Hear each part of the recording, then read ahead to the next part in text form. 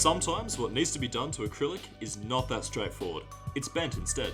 But we'll show you how to bend. Let's get going. First of all, this cannot be done using basic equipment.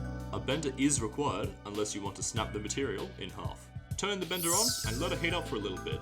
Place the material over the gap on the axis that you want to bend.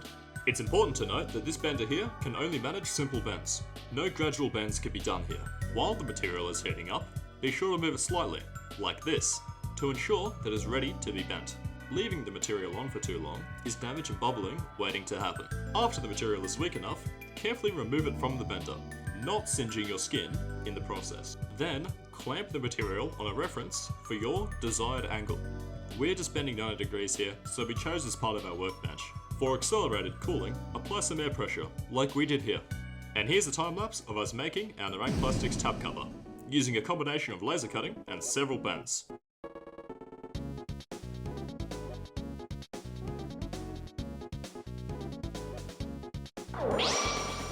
Hope you enjoyed, and be sure to like and subscribe for more informative videos. And just remember that